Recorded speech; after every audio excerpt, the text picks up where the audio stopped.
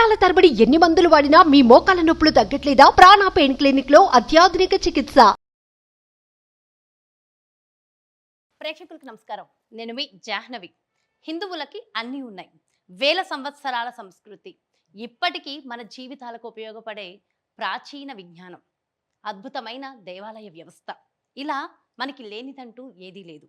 కానీ నేటి హిందువులకి కావలసిందల్లా ఒకటే, అదే సామాజిక, ఆధ్యాత్మిక, రాజకీయ చైతన్యం. అటువంటి చైతన్యాన్ని కలిగించడానికి అలుపెరగక కృషి చేస్తున్న సనాతన ధర్మ ప్రచారకుడు రాధా మనోహర్ దాస్ గారు ప్రస్తుతం మనతో ఉన్నారు. మనకున్నటువంటి ఆధ్యాత్మిక సనాతన ధర్మ సందేహాల్ని గురువుగారి మాటల్లో అడిగి తెలుసుకుందామా? నమస్కారం గురుగారు. హరే కృష్ణమ్మ. చాలా చాలా చాలా సంతోషం ఉంది గురుగారు. నిజంగా ఆనందానికి అవధులు లేవని చెప్పాలి. మిమ్మల్ని చూడడం చాలా సంతోషంగా ఉంది అమ్మ. గురుగారు, అయితే మన ఇంటర్వ్యూ ముందు ఒక శ్లోకంతో చక్కగా ఇంటర్వ్యూని మొదలు పెడదాం. నేను వచ్చే ముందు ఒక ఫోన్ కాల్, చింతామణి అని ఒక కర్ణాటకలో ఒక ప్లేస్ ఉంది, అక్కడ వాళ్ళు ఎవరో ఫోన్ చేశారు. వాళ్ళతో మాట్లాడిన తర్వాత స్వామి ఏదైనా శ్లోకం చెప్పి పెట్టండి అన్నారు. అంటే ఎండ్ ఆఫ్ ద కాల్ వాళ్ళు శ్లోకం అడిగారు. ఇది ప్రారంభంలో మీరు శ్లోకం అడిగారు. మరి నిన్న శ్రీరామనవమి కదా, నేను వాళ్ళకి చెప్పాను, నిన్న చెప్పాను, ఇవాళ చెప్తున్నా. ఆపదామపహర్తారం ధాతారం సర్వసంపదాం లోకాభిరామం శ్రీరామం భూయో భూయో నమామ్యహం. దీని అర్థం ఏమిటంటే, అన్ని ఆపదల నుంచి మనని రక్షించేటువంటి వాడు. అర్తారం అంటే అన్ని ఆపదల్ని నిర్మూలించేటువంటి వాడు. ధాతారం సర్వసంపదాం అన్ని సంపదల్ని ప్రసాదించేటువంటి వాడు. లోకాభిరామం అంటే రాముడు అంటే ఆనందాన్ని కలిగి ఉన్నవాడు, ఆనందాన్ని ఇచ్చువాడు, ఆనందమూర్తి ఆయన రాముడు. అటువంటి రాముడికి నా యొక్క ప్రణామాలు మళ్ళీ మళ్ళీ భూయో భూయో నమామ్యం. ఇది రాములు వారిని మనం కీర్తించవలసినటువంటి విధానం. నిన్న శ్రీరామనవమి ప్రపంచమంతా, భారతదేశమంతా పల్లెల్లో అన్ని చోట్ల చేసుకున్నాం. నిన్న కూడా మేము పల్లె వెళ్ళాం. అది వనపర్తి దగ్గర జట్ పొరోల్, జటాయు యొక్క పక్షి యొక్క రెక్కబడిన ప్లేస్ అని. అక్కడ ఒక పెద్ద గుడి ఉంది, తెలంగాణలోనే పెద్ద గోపురం కలిగినటువంటి గుడి. ఒక 500 సంవత్సరాల 600 ఏళ్ల క్రితం గుడి. చాలా బాగుంది.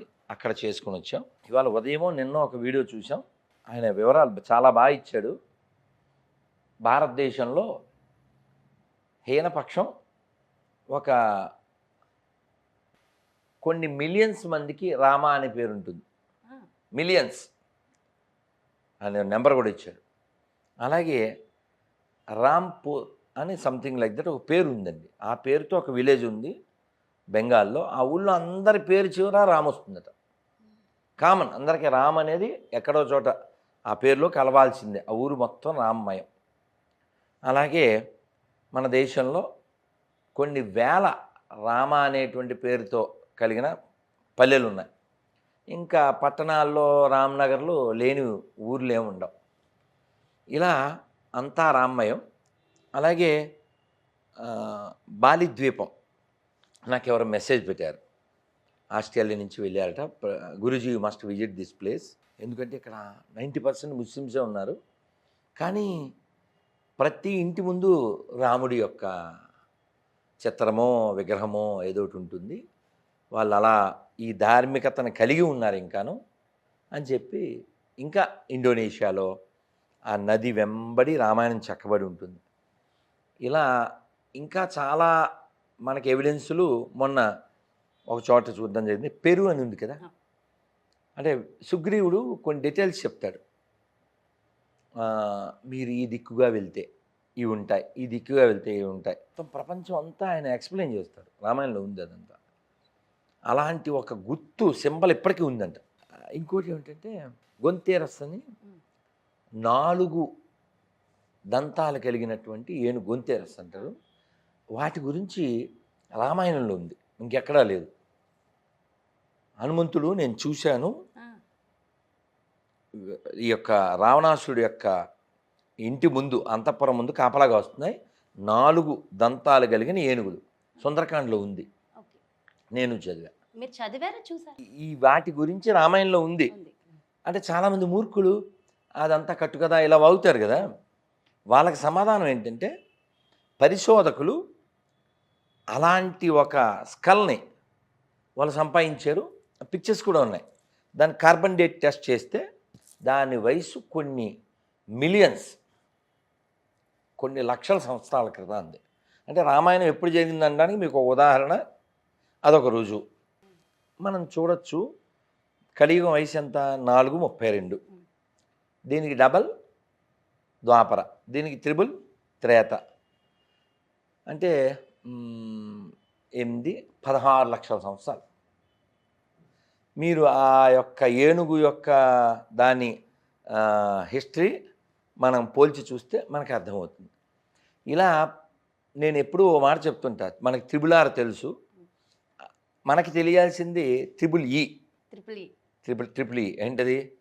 Evidence, epics, ethics.